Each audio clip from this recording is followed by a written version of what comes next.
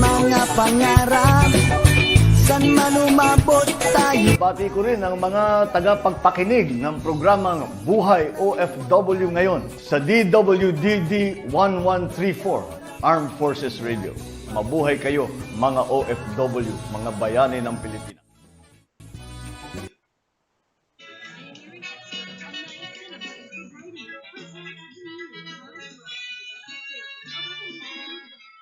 Okay, magandang buhay, Luzon, Visayas, Mindanao.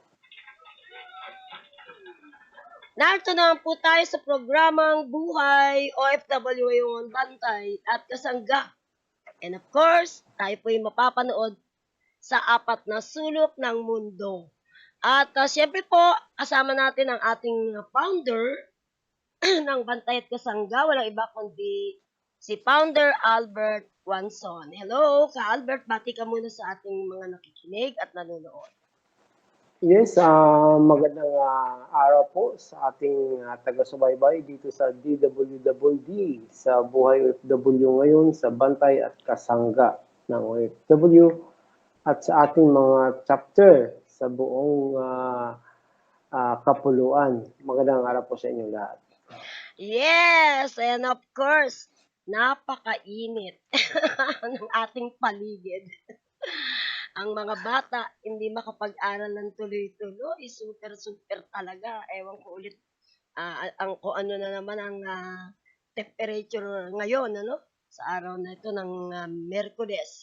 Pero bagong lahat, syempre, bago pag-usapan ng mga maiinit na lugar, meron tayong magandang topic mamaya. Ito syempre, magpapainit sa atin. Lalong uminit. Oo nga. Pero bago na, batiin muna natin ang ating mga kasamahan sa DWWD, ating mga boss, hello po. At syempre ang ating technical side, thank you po sa support. And of course sa ating mga kasamahang broadcasters, namimiss na namin kayo. At sa 4 na sulok ng mundo, mga chapter ng Bantay at Kasangga, congratulations sa Qatar. Ayan, di ba Qatar BK, yung sipag? Ang sipag na Qatar natin na Katere na kung saan ay tuloy-tuloy ang kanilang mga programa doon sa Qatar. So, bali, the last time, meron silang isang napakagandang programa, ano? Na, ano ba yun, yung last nila? Ay, yes, nakakaroon din po sila ng clean-up drive at before yun, mayroon din po silang namigay po sila ng mga kumbaga iftar, yung mga pagkain sa mga tawag nito, yung mga kapatid nating Muslim, Yung mga ayuda. mga ayuda. Yes, Yes, at yun ang pag-usapan kanilang din ginagawa. natin, speaking of ayuda, parang, hindi ba nga nagkaroon ng baha, ano, sa bansang United Arab Emirates? Sabi ng DMW, meron na raw silang mga ayudang pinadala, pero parang may nakakausap ako ng mga taga-Dubai na Pilipino na wala naman natatanggap. Sana naman talaga ma-reach nyo yung mga naging biktima ng baha. Super. Siguro, Katere, siguro hindi pa nila matatanggap basta-basta yun dahil po sa sitwasyon doon. Nakikita pa natin ay tuloy-tuloy pa yung cleaning nila. Siguro hindi pa nila ma-reach out yung mga kababayan natin. Yun na nga, isa sa dahilan siguro kung bakit yun ang sinabi nila dahil po ay medyo mahirap pa silang abutin. Pero bilis naman silang pump. Pero alam mo ba, napansin ko sa Dubai, hindi sila handa sa baha. Wala Oo. silang drainage. Yun na nga, ganun talaga Kateri, sa karamihan sa Middle East. Kumbaga, kasi deserted area yan pag maglagay ka ng kasi doon, yung mga drainage, mapupuno ng mga disyerto. Buhangin. Pero Buhangin. nagkulang yung buhangin, di gaanong nasipsip. Sobrang Yun ulan. lang. Oo. At saka, ang alam ko, ang mga kawad ng kuryente ron ang nasa ilalim Hindi. Oo po, yung mga kuryente nila is nasa ilalim, underground talaga yung Oo, kaya mga nabigla Corinthians. talaga. Super talaga iba na ang panahon ngayon. Parang nagbabadya na ito ng baka merong darating na. Oo, yun ang ano yan, parandam na yan na Katri, ano? Napansin mo, tayo naghihintay tayo ng ulan dito sa Pilipinas dahil sa Nagkabaliktad. sobrang init. Dati Yes. sa Middle East, bihira talaga umulan, pero ngayon baliktad na. Kaya Imagine, nga eh. Bahrain, Oman, Saudi Arabia, nagkakaroon ng Oo, malakas, nagkakaroon na ng baha. super. So, Iba na talaga ang yes, mundo. iba na talaga ang mundo Kaya ngayon. dapat panahon na para magbago. Magbago ano man yung mga nakagisnan yung ginagawa na hindi kaaya-aya, eh baguhin nyo na po kasi mamaya abutin kayo ng ng paghukom. Paghuhukom. Paghuhukom. Mamaya titimbangin ka. Katumbas ng isang pakpak ba? Pakpak versus yung puso mo. Kung ano yung mabigat. Ayun. Ganun Yun ang na nga, no? pagtitimbang ng kasalanan. Pag kinukuha ka na ni death. Okay. Kaya Oo. nga, Katri, ayaw ko munang magpakabait masyado. Baka kukunin na ako ni Lord. Ganon. Sabi yun, ha? Sabi nga, eh, di ba yung masamang damo, mahirap daw tagpasin, eh. Anyway, Matigas. o nga, ngayon, masama panahon ngayon, init, tapos punta ka sa aircon, lamig, kaya ng kinakalabasan, inuubo. Oo nga eh. Nagsasore So, throat. kailangan doble ingat po talaga tayo. Ayan po, excuse me. Kasi di pwedeng di ako uminom ng malamig. Ang init ng panahon. Yes. Okay, meron tayong tatalakayin na sa tingin mo magandang balita ito, di ba? Yes, lahat naman ng ating tinatalakay ay Maganda. puro magaganda. Kasi, alam po natin na nagkakainitan ang China at saka yung ating bansa, ilang Yes. beses ng nakanyon, nagkaroon na talaga yung last time.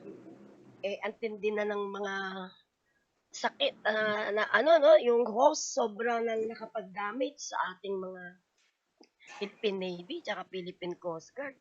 Para bang Eh, bully na parang, masyado, no? parang wala na talagang respeto sila sa atin, Katri. Tingin nila sa atin, parang, ganun na lang kaliit to, ganun. Yan. Yun lang kaliit. Oo. Kaya Kaya, may mga tinatalakay ngayon di ba? Partner, yung yes, mga partner. sinasabing no to war. BBM, stop war. Ang tanong natin, naghahamon ba ang ating Pangulo? Hindi, di ba?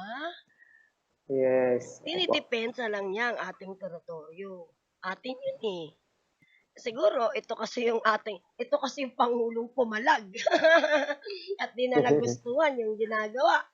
Alam naman natin Oo, yung ating mga nakaraang Pangulo, ayaw pumasok sa gulo, di ba? Kaya diplomasya ang ginagamit.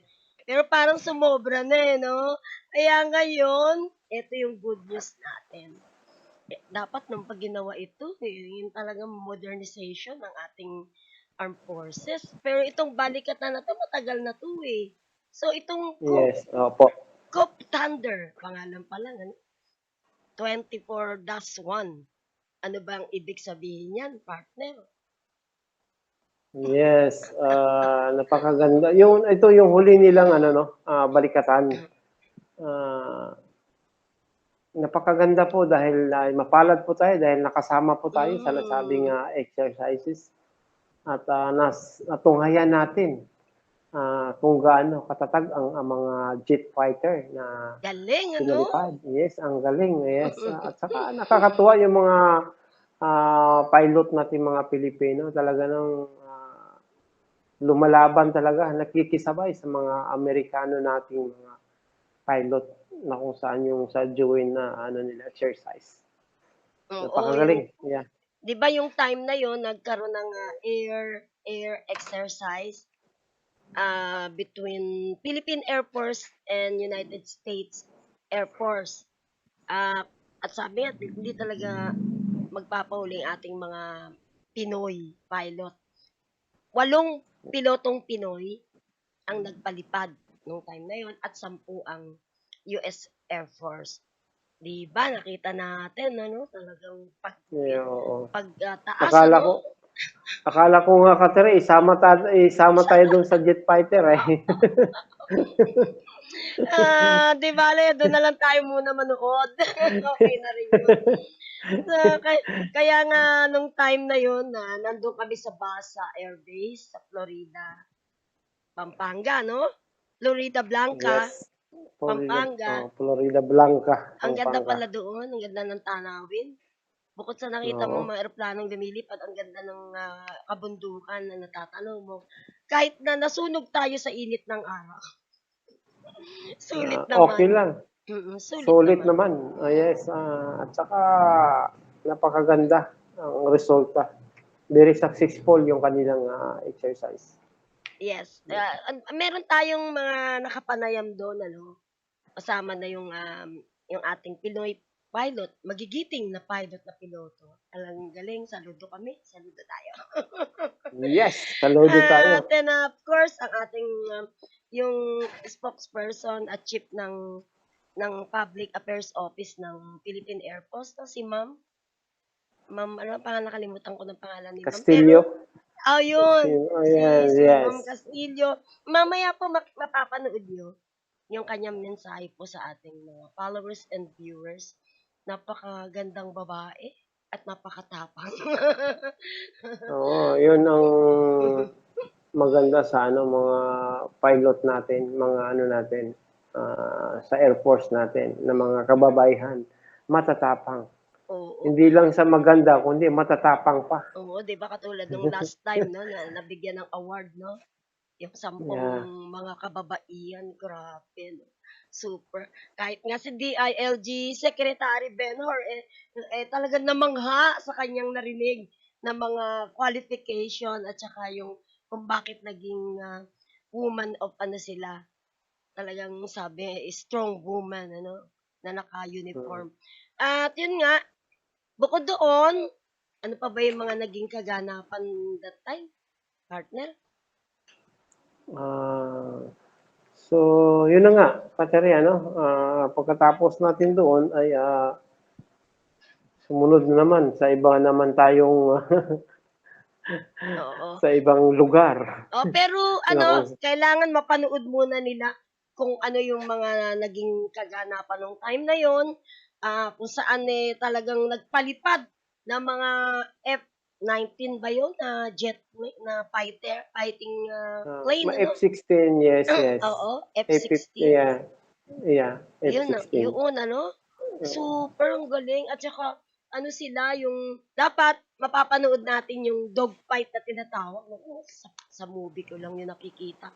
Kaya lang, hindi tayo pinalad na matanaw kasi marami palang dumaraan na commercial plane. Kaya sila nagkaroon ng dogfight sa karagatan. Doon din na natin matanaw.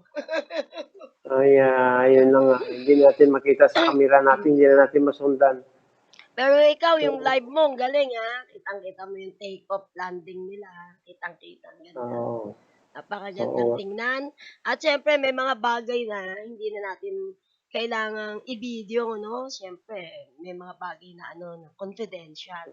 At saludo tayo dun sa mga kababaihan na nandun, yung mga Air Force, ating Philippine Air Force. Di ba, may mga nakasama tayong magagandang mga Air Force din, ano? Oo, Natandaan galing mo sa name niya? Villamor. Galing sa Villamor Air Base. Nandoon. Sila talaga yung nagpasilitate sila. sa atin.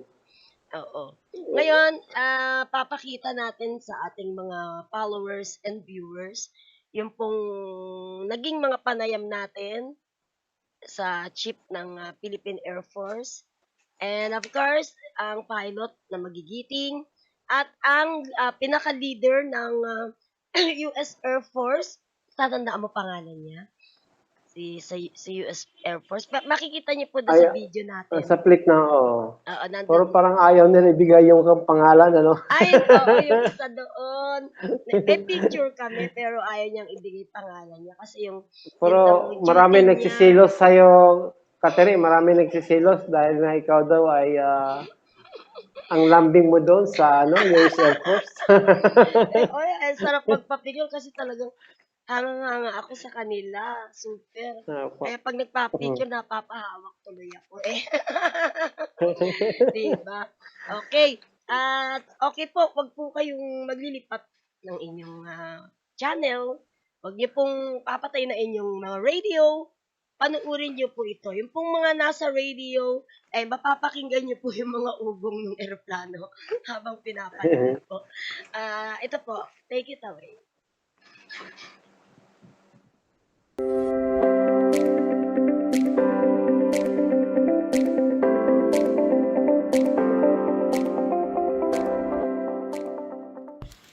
Yes, welcome to our program Buhay OFW ngayon. Pantay at Kasangga na mapapakinggan po sa DWWD Armed Forces Radio, ang boses ng Kawal Pilipino.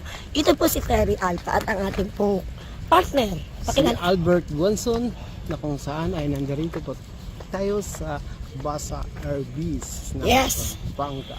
Yes, ano ba yung mga nagiging kaganapan ngayon dito, partners? Nagkakaroon po tayo ng exercise bangkatan Patay ng- pareho tayong nilingal. So naglalakad po kami ngayon. Ito papakita namin sa inyo. Ayan po. Ang Basa Airbase.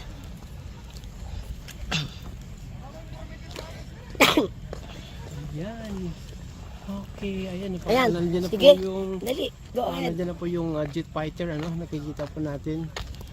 Mamaya po ay titik off na po yan. Ayan, ito ba yan Matubayan mismo? pa natin. Ito ba mismo, partner? Yes. Ayan. Ayan po. Ilan na po yan sa maraming jet fighter na katambay doon. Ito pa, oh. Ayun. Ito isa, oh.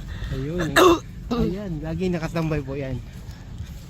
Ayun po, nakikita natin ang kagandahan ng Mm. area dito.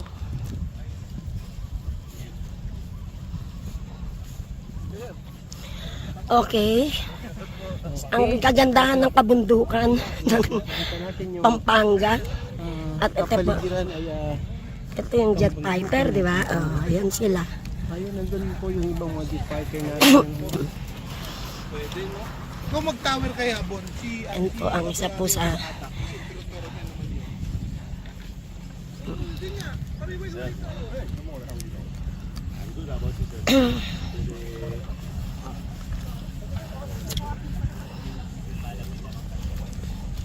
Papakuha po namin yung tubig. magandang buhay po sa ating lahat. Dito po tayo sa programang Buhay OFW ngayon. Pantay at Kasangga ng OFW International na mapapakinggan po sa DWWD Armed Forces Radio, ang boses ng Kawal Pilipino. Kasama po natin si Mama. Pakilala niyo po rin sa sarili. Ako po si Colonel Maria Consuelo Bon Castillo. Ako po ang Chief of the Air Force Public Affairs Office. Yes, ma'am. Ano po yung mga nagiging kaganapan ngayon dito? Ngayon po nandito po tayo sa Basa Air Base. Nagaganap po ngayon yung media coverage natin para sa Hope Thunder exercise. Ito po ay isang bilateral exercise between the Philippine Air Force and our U.S. counterparts. Yes. So ano po yung mga ina-expect po natin na magiging benepisyo po nito? Ano po ang magiging Magiging benepisyo po benepisyo po nito, of course po, dahil po ito ay bilateral training between the US and the Philippines. Ito po, ang intention nito is ma-increase natin yung interoperability between our air forces. So, meron po magaganap ngayon na flight operations kung saan lilipad. Pareho ang aircraft, ang fighter aircraft mula sa Pilipinas at mula po sa United States. So, F-16s po mula sa US side and F-A-50 naman po mula sa atin. Aside from that po, meron din po tayong mga subject matter expert exchanges sir, in different topics po that will help both our forces po develop their capabilities. Yes, tingnan ko na lang kayo ma'am ng mensahe po para sa ating mga kasundaluhan at siyempre po ang ating mga OFW. Go ahead po. Okay po, siguro po mensahe ko para sa ating mga kababayan. Ang inyo pong Philippine Air Force ay patuloy na magpuhon ng aming capabilities and skills together with our international partners such as the United States para po ma-enhance natin ang ating capability to be able to secure our country and to help us promote regional peace and security. Yes, maraming salamat po ma'am at mabuhay po kayo. Salamat po. Thank you. Yes, magandang buhay po sa ating lahat. Ito po si Terry Alpa para sa program programang Buhay OFW ngayon, Pantay at Kasangga, na mapapakinggan po sa DWWD Armed Forces Radio, ang boses ng Kawal Pilipino. Kasama rin po natin ang ating co-host na si Founder Albert. Pakilala niyo po ang inyong sarili. Ito po yung ating magigiting na Pilipino pilot. Saludo po kami sa inyo, sir. Pakilala niyo po ang inyong sarili. Salamat po ma'am. Ako po si Major General A. Honrales, Philippine Air Force ng 5th Fighter Wing, Basa Air Base. Ako po ay isang piloto ng FA-50PH. Yes, sir. Ako po si Major Philip Vincent Roy R. Freire ng 5th Fighter Wing, isa rin pong piloto ng FA-50 natin. Yasingan ko na lang po kayo ng inspirational message para po sa ating mga followers and viewers. Go ahead po. Ang masasabi ko lang po ay ang ating pong hukbong himpapawid ng sandatahang lakas ng Pilipinas ay laging handa upang tumugon sa ating tungkulin. Higit po sa lahat, ginagawa po natin ang exercise na ito upang isiguraduhin na tayo po ay ready na mag-adapt sa kahit anong challenges na ibibigay sa atin, at kahit anong mangyari ay tayo po ay handa na maging isang buong hukbong himpapawid at sa loob ng sandatahang lakas ng Pilipinas. Yes, sir. Kayo po. Ako naman po, ang gusto ko lang po maisabi sa ating mga fellow Filipinos is that, never give up, continue to contribute to the country, and continue to serve our country. Yes. Thank you. Saludo po kami sa inyo, sir. Thank you po. Sir, can you introduce your name? Yeah, of course. My name is Captain John Marshall. Sir, can you tell us how was the experience of the Cope Thunder this year? Well, Cope Thunder is still ongoing, so we look forward to all the experiences and the lessons we're going to learn throughout this exercise. But having participated in this exercise previously with our friends here in the Philippines, I can say that as two countries working together under one common goal, we always have great lessons learned, and we always come out better at the end of it than we started in the beginning. So I'm looking forward to the lessons we'll learn at the end of this Cope Thunder 2024. Question for the Filipino pilot, FA-50. No, sir. FA-50 is a light fighter while F-16 is superiority fighter. In your ground attack exercise, is there any limit for the FA-50 compared to the superior F-16? Morning sir, I'm Major Morales from the Philippine Air Force Air Defense Command, 5th Fighter Wing. And as of now, we are still on the air-to-air phase of our training, and all of the other stuff that we do with the air-to-surface training will be done on the succeeding days. So basically, we can say yet with regards to the limitations of the aircraft, but our friends from the U.S. forces at the same time and also our contingents from the Philippines are very much prepared to do the exercise and train with them with regards even with a similar aircraft.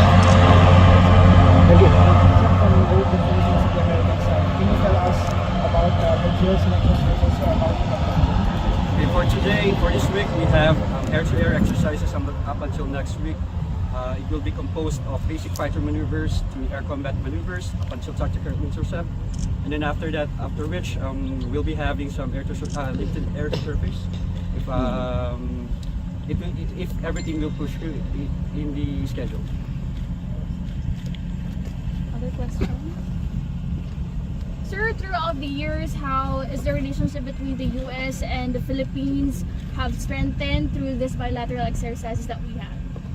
Well, I think anytime you have two countries that come together under an alliance like we have with the Philippines and bring together different backgrounds, different skill sets, different expectations, it's only a matter of time before both sides improve on their common goals together. And I think that years of working together in Balacan and Cope Thunder has shown that as we operate in this bilateral environment, in this case with our phenomenal host here at the here with the PAF, we both have gotten better through those shared experiences.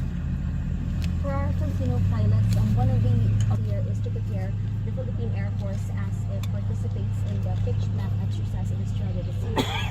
May we know specifically how with the exercise? Yeah, so basically we practice interoperability here. So we're trying to prepare our pilots in terms of the communication standards, in terms of tactics, techniques, and procedures, so that we'll be better equipped prior to deploying to Australia for the Pitch Black exercise. So it's also the first time that we're going to be sending an aircraft. I believe so, that this would be the first time that we're going to send our own fighter jets to participate in international exercise with participants from many countries all over the world. So we're excited to be there actually. To Captain Marshall and to the Philippine pilots, how important is this exercise in terms of boosting interoperability in the face of growing regional tensions because of Beijing's aggression in the South China Sea? Well, I think it's important to understand that these exercises are planned months, sometimes years in advance, and we've been doing exercises like this for many years now, and we'll continue to do so, and not because of any current things going on in the world right now, but just because both the U.S. and the Filipino Air Force believe that as we work together to make a free and open Indo-Pacific, we prepare ourselves to operate in a joint environment one day for not any current present threat, but potentially future threats that we might even not know about yet. So we posture not for what we see, but for things that are down the road, for what we might not see, so that if the time ever comes, we're ready to answer the call, to include anything from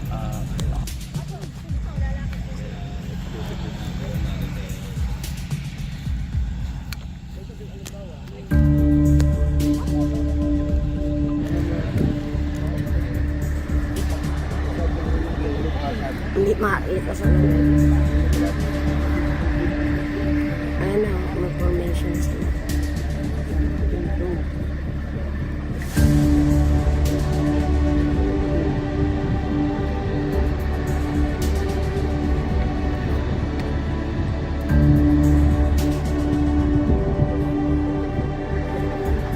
Nauna pa yung payong na lumipad.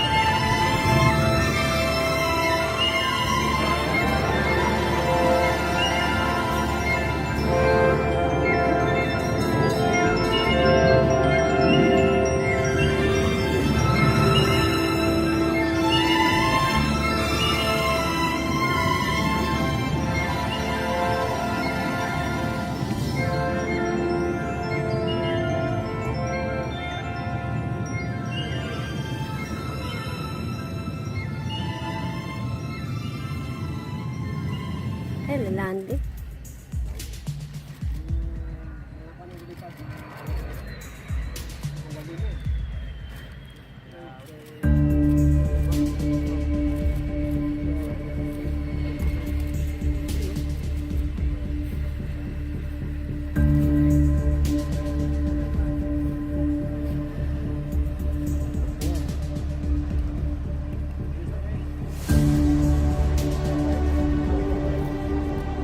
Ito pa isa. Bupasok ka lang.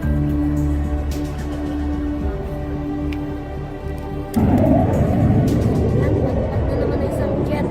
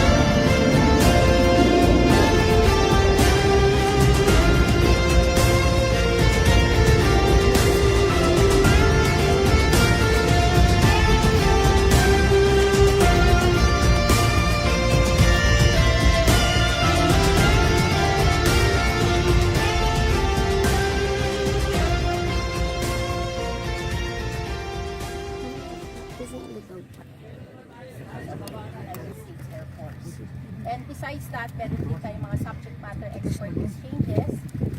Marami tayong mako-cover na mga topics dito. Kung saan na-use natin yung interoperability. How can this contribute, itong exercise na to, sa mga preparations na ginagawa natin for our involvement sa Australia, dun sa aerial exercise? Oo, tama.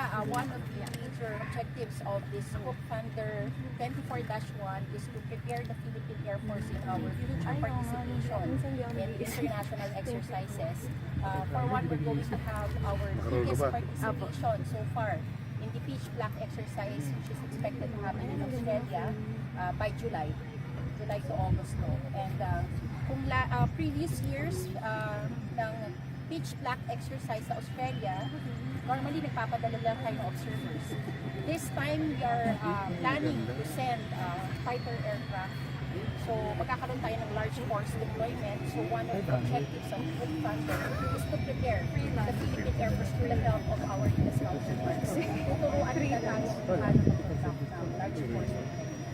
Last na lang sa akin, ma'am, from my end. How confident are we in participating sa Australia po?